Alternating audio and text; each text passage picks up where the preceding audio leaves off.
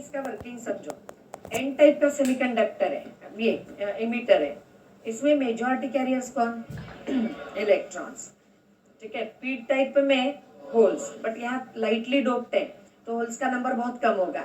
ये heavily doped है यानी इलेक्ट्रॉन्स का नंबर बहुत ज्यादा होगा। तो इलेक्ट्रॉन्स को यहाँ से निकलना है, यहाँ पहुंचना है, यानी ये इलेक्ट्रॉन्स को एमिट करेगा और फिर उन्हें भगाएगा, और कलेक्टर इलेक्ट्रॉन्स को कलेक्ट करेगा। Is okay? तो अब आप ये बोलो कि इससे अगर इलेक्ट्रॉन्स को भगाना है तो एमिटर का चार्ज क्या होना चाहिए? पॉजिटिव की निगेटिव? निगेटिव। तो एमिटर को निगेटिव पोटेंशियल देंगे तो वो इलेक्ट्रॉन्स को रिपेल करेगा। बेस ने उन्हें अट्रैक्ट करना चाहिए तो बेस को कौन सा दोगे? Positive potential. तो बेस, और फिर वो बेस से कलेक्टर ने कलेक्ट करना चाहिए तो कलेक्टर का कौन सा होना चाहिए? पॉजिटिव। यानी बेस से और ज्यादा कलेक्टर का होना चाहिए तो कलेक्टर इन इलेक्ट्रॉन्स को अट्रैक्ट कर लेगा। अरे ठीक है, यानी एनपीएन ट्रांजिस्टर में एमिटर का पोटेंशियल, एनपीएन में एमिटर का निगेटिव होना चाहिए, यानी लोएस्ट होना चाहिए। एमिटर से ज्यादा पॉजिटिव बेस होना चाहिए और बेस से ज्यादा पॉजिटिव कलेक्टर होना चाहिए, यानी एमिटर लोएस्ट और कलेक्टर हाईएस्ट होना चाहिए। बराबर है? अब बोलो तो यहाँ अब एक ही बैटरी से काम होगा क्या? नहीं, एक ही बैटरी से ऐसे वोल्टेजेस दे सकेंगे क्या? इससे इसका वोल्टेज ज्यादा, इससे इसका और ज्यादा, तो एक ही बैटरी ये काम कर सकेगी क्या? नहीं, तो दो बैटरीज लगाते हैं। एक लगाते हैं एमिटर और बेस के बीच में। अब बोलो उस बैटरी का एमिटर को कौन सा टर्मिनल लगाओ? निगेटिव, और बेस को पॉजिटिव। समझे? तो ये इसको या तो VBE या VBB लिखा जाता है। चलिए VBE लिखती हूँ क्योंकि ये बेस और एमिटर के बीच में है। अब दूसरी लगाएंगे बेस और कलेक्टर में। कौन? तो दूसरी बैटरी जो लगा रही हूँ, अब आप ये बताइए उसका कौन सा टर्मिनल बेस को लगाओ? निगेटिव, क्योंकि बेस से कलेक्टर हायर चाहिए तो निगेटिव, और ये पॉजिटिव। अब आप यहाँ समझेंगे इस बैटरी का निगेटिव इसको है और इसका पॉजिटिव। इट डजेंट मीन कि इसकी वजह से +1 और इसकी वजह से -1। इसका मतलब ये है कि इसका हायर जितना है उसका इतना लोअर है, यानी ये होगा -1 तो इसका हायर है सपोज 3 वोल्ट, तो इसका लोअर रहेगा 3 और हायर उससे ज्यादा यानी से 5 वोल्ट। समझे? Is this clear? तो ऐसे बायसिंग किया जाता है। समझ में आया कि आपको ये? तो देखिए, तो बायसिंग ऐसे बैटरीज याद रखने की बजाय ये सिंपल प्रिंसिपल क्या है उसका याद रखो कि एमिटर ने चार्जेस को भगाना है और कलेक्टर ने उन्हें कलेक्ट करना है, तो इसको होना पड़ेगा निगेटिव एनपीएन में और इसको होना पड़ेगा पॉजिटिव। Is it okay? तो बैटरीज ऐसे लगानी पड़ेगी। समझे?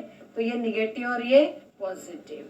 अब ये बोलो एमिट दो पीएन जंक्शन है यहाँ, एक है बेस और एमिटर के बीच में और दूसरा पीएन जंक्शन है बेस और कलेक्टर के बीच में। ये समझे आप? ये पीएन जंक्शन जो है तो यहाँ बताएंगे एन कौन कहाँ कनेक्टेड है? निगेटिव टर्मिनल को, और पी पॉजिटिव। तो बेस एमिटर जंक्शन ये फॉरवर्ड बायस्ड है कि रिवर्स बायस्ड? फॉरवर्ड बायस्ड है। और वैसे ही बोलो बेस कलेक्टर जंक्शन, क्योंकि यहाँ N कनेक्टेड है पॉजिटिव को और P कनेक्टेड है निगेटिव को, तो इसलिए कहते हैं in normal working of transistor emitter base junction is forward bias and collector base junction is reverse bias. एक तो यहाँ डिप्लीशन लेयर रहेगी, ये फॉरवर्ड बायस्ड है तो यहाँ विड्थ कैसे रहेगी? कम रहेगी, और ये रिवर्स बायस्ड है तो यहाँ विड्थ ज्यादा रहेगी। Is this clear? So in normal working emitter base junction is forward bias and collector base junction is reverse biased. ये समझे? अच्छा देखिए अब यहाँ ये वर्क कैसे करता है। यहाँ से इलेक्ट्रॉन्स निकले, सपोज 100 निकले, 100 इलेक्ट्रॉन्स यहाँ पहुंचे, तो यहाँ होल्स है तो वो होल्स को इलेक्ट्रॉन ऑक्युपाई करेंगे, बट ज्यादा होल्स है ही नहीं, जगह नहीं है ज्यादा, तो इसलिए 100 में से सपोज 2 ही इलेक्ट्रॉन्स यहाँ होल्स को ऑक्युपाई कर रहे हैं। बाकी एक तो कम जगह है और दूसरा ये और स्ट्रॉन्ग फोर्स से उन्हें खींच रहा है, तो यहाँ सिर्फ 2 यहाँ रह जाते हैं, 98 यहाँ चले जाते हैं। अरे बेटे अब ये 98 यहाँ गए तो ये पॉजिटिव टर्मिनल ऑफ बैटरी को कनेक्टेड है, तो ये 98 इलेक्ट्रॉन्स यहाँ आ गए। समझे? inside battery current flows from negative to positive, means electrons go from positive to negative. ये 98 यहाँ से यहाँ है. अच्छा, ये जो दो इलेक्ट्रॉन्स है इससे भी ये पॉजिटिव टर्मिनल खींच लेता है, यानी यहाँ से जो 100 दो होल्स को ऑक्युपाई कर लिया था उन्हें भी ये खींच लेता है. तो ये 98 और ये दो ऐसे 100 यहाँ पहुंचते हैं, और ये 100 फिर यहाँ से यहाँ मूव होते हैं और 100 यहाँ से निकल के यहाँ एंटर होते हैं. यानी 100 ऐसे गए थे तो 100 यहाँ वापस भी आए. Is this clear? तो यहाँ अब यहाँ देखेंगे, यहाँ से इलेक्ट्रॉन्स बाहर आ रहे हैं, यानी यहाँ करंट अंदर जाएगा, तो ये कलेक्टर करंट है, कलेक्टर में जा रहा है, तो इसे आईसी कहती हूँ. Is okay? यहाँ से इलेक्ट्रॉन्स बाहर आ रहे हैं, यानी यहाँ करंट अंदर जाएगा, ये बेस करंट हो गया. तो यहाँ आईबी है, तो यहाँ आईसी है, तो यहाँ कितना लिखूं? यहाँ आईसी. यहाँ कोई ब्रांचिंग हुआ क्या? तो यहाँ आईसी, तो यहाँ भी आईसी, तो यहाँ भी आईसी. समझे क्या? हाँ. अब अगर आपको डायरेक्शंस याद नहीं आई ना तो बैटरी के हिसाब से लिखना. बैटरी में away from positive towards the negative. समझे? अच्छा, अब यहाँ बोलो, यहाँ इलेक्ट्रॉन्स ऐसे जा रहे हैं, समझे? तो करंट अपोजिट फ्लो होगा, तो ये डायरेक्शन ऑफ करंट हो गई. Is it towards the negative और नॉट? तो यहाँ इस करंट को एमिटर करंट बोलते हैं. ये आईई है, तो ये कितना? आईई जितना निगेटिव को वापस आता है उतना ही पॉजिटिव से निकलता है. Kirchhoff's law. Is this clear? अब इस जंक्शन में क्या कहोगे? अच्छा, ये कितने इलेक्ट्रॉन्स की वजह से? 2. ये कितने की वजह से? और ये 100. Is okay? तो मैं ऐसे IE is equal to IB plus IC. Okay, तो IE is equal to IB plus IC. समझे? तो ये लिखेंगे आप, एमिटर इज लोएस्ट और कलेक्टर इज हाईएस्ट. कौन से ट्रांजिस्टर में? एनपीएन में. अब बिना बोर्ड पे देखे आप अपने आप ये बायसिंग शो कर सकोगे? अपने आप शो करो और करंट शो करो. ठीक है? बोर्ड नहीं देखेंगे आप.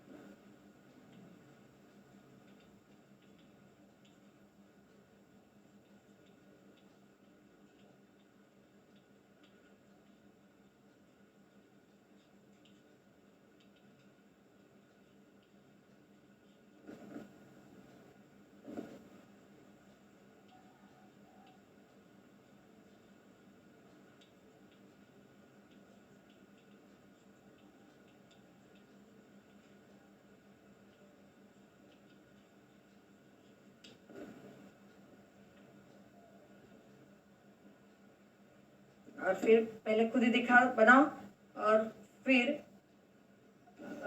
देखो करेक्ट बनाए कि नहीं, आपने करेक्ट बनाया है कि नहीं.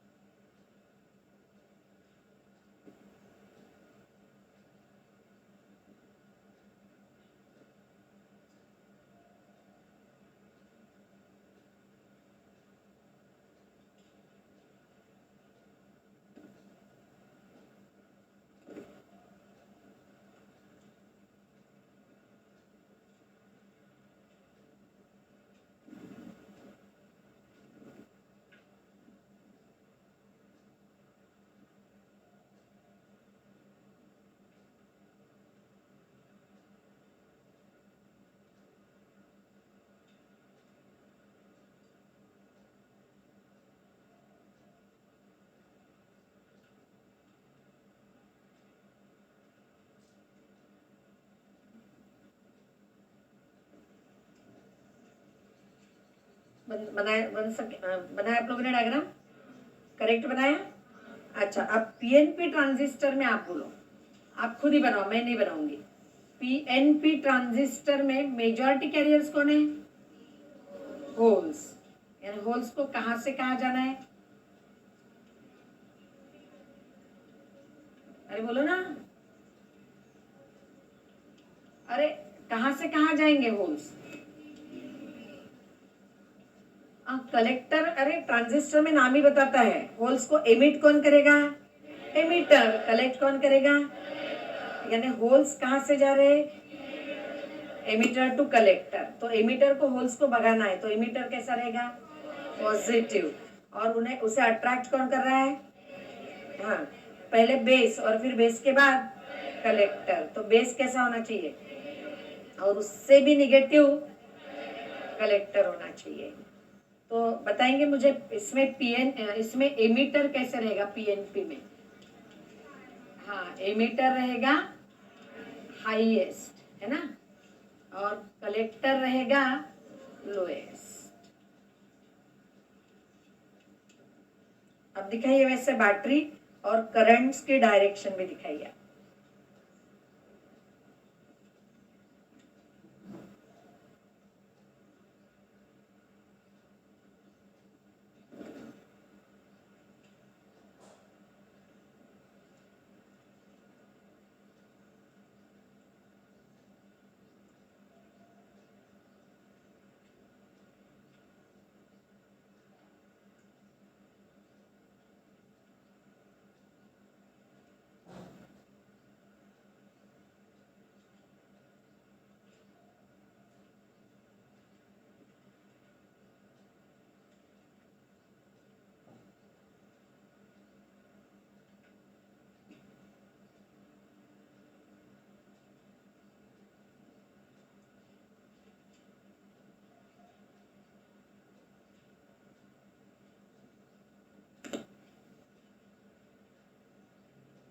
दिखाई बैटरी? तो बोलो, पी एमिटर और बेस में जो बैटरी लगाई, तो उस बैटरी का एमिटर को कौन सा टर्मिनल? पॉजिटिव, और बेस को negative. P to positive, N to negative. तो ये फॉरवर्ड बायस्ड हुआ कि रिवर्स बायस्ड? बोलो, forward biased. Emitter base junction is forward biased. Okay, फिर यहाँ कलेक्टर और एमिटर में, सॉरी, बेस और कलेक्टर में बेस है पॉजिटिव और कलेक्टर है नेगेटिव। तो ये बैटरी VBE हो गई और इसे VCE लिखेंगे हम, VCB, sorry, positive negative positive negative. समझे? अब करंट्स की डायरेक्शन बताओ। हाँ, यहाँ से होल्स यहाँ गए, यहाँ से होल्स यहाँ गए, फिर ये होल्स ऐसे आएंगे। होल्स यानी पॉजिटिव चार्जेस, तो पॉजिटिव चार्जेस की डायरेक्शन यानी करंट की डायरेक्शन। तो ये IC हो गया, समझे? हाँ, ये IC। यहाँ होल्स है, ये इन्हें रिपेल कर रहा है, तो होल्स ऐसे जा रहे हैं, यानी ये IE हुआ। या नहीं समझा तो इसके पॉजिटिव से करंट दूर जाएगा और निगेटिव के पास आएगा, तो ये IE हो गया। Is it okay? अब IB बोलो, नीचे यहाँ से होल्स इधर आएंगे, तो ये IB हो गया। तो अगेन यहाँ किरचॉफ्स लॉ अप्लाई किया, तो बोलो, is IC plus IB equal to IE और नॉट? तो दोनों ही ट्रांजिस्टर्स में IE होता है, IB प्लस IC। अच्छा, ये बेस थीन और लाइटली डोप्ड है, तो बेस करंट हमेशा very very small, of the order of micro ampere. Base current बहुत कम होता है, of the order of micro ampere. समझ में आया आपको ये? क्योंकि देखिए, डायग्राम देंगे और आपको पूछेंगे कि कौन सा एलिमेंट रॉन्गली कनेक्टेड है। ड्रॉ डायग्राम तो नहीं पूछ सकते, बट डायग्राम देंगे और बोलेंगे कौन सा एलिमेंट रॉन्गली कनेक्टेड है या कौन सा करंट रॉन्गली शो किया है। तो लॉजिकली, रट्टा तो मारना नहीं है हमें इसका, तो logically you should be able to write it. Is this clear? So ये है ट्रांजिस्टर एक्शन। आप लोग परमिशन दो तो ट्रांजिस्टर कैरेक्टरिस्टिक पढ़ाती हूँ, नहीं तो आई स्टॉप हियर। रुक जाऊं कि कैरेक्टरिस्टिक बताऊं? आज नहीं तो कल तो पढ़ानी है ही। कल मुझे कोई प्रॉब्लम नहीं।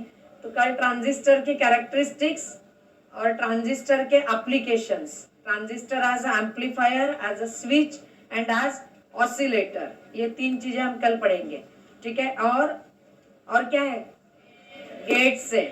तो गेट्स तो सिंपल टॉपिक है और इंटरेस्टिंग भी है ना। अच्छा, नाउ लिसन, कल तुम लोगों की इलेक्ट्रोमैग्नेटिक वेव्स की टेस्ट है और उसके क्वेश्चन बैंक का डिस्कशन नहीं हुआ है, तो कल आप वो सॉल्व करके लाएंगे। कल टेस्ट है तो सॉल्व तो करना ही है। तो पहले मैं उस क्वेश्चन बैंक का डिस्कशन लूंगी, फिर ये पढ़ाऊंगी सेमीकंडक्टर, और उसके बाद आप टेस्ट दोगे। उसकी टेस्ट ज्यादा से ज्यादा सॉल्व करने के लिए 45 मिनट्स लगेंगे आपको, not more than that. Electromagnetic waves में है ही क्या ज्यादा, एनर्जी डेंसिटी, इंटेंसिटी और वेव का इक्वेशन, ये तो रेडिएशन प्रेशर है ना। ठीक है, कुछ याद है क्या इलेक्ट्रोमैग्नेटिक वेव्स कैसे लिखते हो, प्रेशर, रेडिएशन, प्रेशर। हाँ, सरफेस अगर एब्जॉर्बिंग रहा तो I/C और रिफ्लेक्टिंग रहा तो 2I/C। How do you right energy density of electric field, half epsilon 0 E², E RMS value, और वहां E0 लिखा तो 1/4 एप्सिलॉन 0 E0²। मैग्नेटिक फील्ड की एनर्जी डेंसिटी B²/2μ0, और अगर पीक वैल्यू लिखी तो B0²/4μ0 इज ओके। और टोटल वेव की energy density half epsilon 0 E0² और B0²/2μ0 इज ओके, याद है। और एनर्जी डेंसिटी और इंटेंसिटी में रिलेशन बता दो। Intensity is equal to energy density into c, याद है। तो बस यही तो करना है। और वेव का इक्वेशन इलेक्ट्रिक फील्ड के टर्म में और मैग्नेटिक फील्ड के टर्म में, समझे। तो खूब ज्यादा वहां करना नहीं है आपको। तो कल पहले मैं 2 घंटे पढ़ाऊंगी, यानी पहला हाफ जो रहता है ना 12:30 से 2:15 तक, उसमें पूरा पढ़ाऊंगी, फिर ब्रेक रहेगा और नेक्स्ट हाफ में आपकी टेस्ट रहेगी। ठीक है, नहीं बोलोगे तो नहीं लूंगी, मुझे कोई प्रॉब्लम नहीं है। बट देखो, इसके बाद 2 चैप्टर लेना है। 18 से आपकी टेस्ट सीरीज शुरू हो रही है, तो in between you should get time for preparation. अच्छा, गुड पार्ट इज कि जो पहला चैप्टर में कल ये होने के बाद जो पढ़ा रही हूँ वो पहले टेस्ट में है, पहले ग्रुप टेस्ट में काइनेमेटिकल इक्वेशन और प्रोजेक्टाइल मोशन। तो फर्स्ट ग्रुप टेस्ट के हिसाब से वो तैयार हो जाएगा, और दूसरा जो लॉज ऑफ मोशन लूंगी वो सेकेंड ग्रुप टेस्ट में है, तो वो भी तैयार हो जाएगा। तो फिर भी मुझे ऐसा लगता है कि अप टू 10 अप्रैल हमारा दोनों टॉपिक तैयार हो जाने चाहिए, खत्म हो जाने चाहिए। तो उसके लिए जरूरी है आप ये कि कल आपकी टेस्ट है, पर टेस्ट के पहले मुझे क्लास लेनी है, समझे।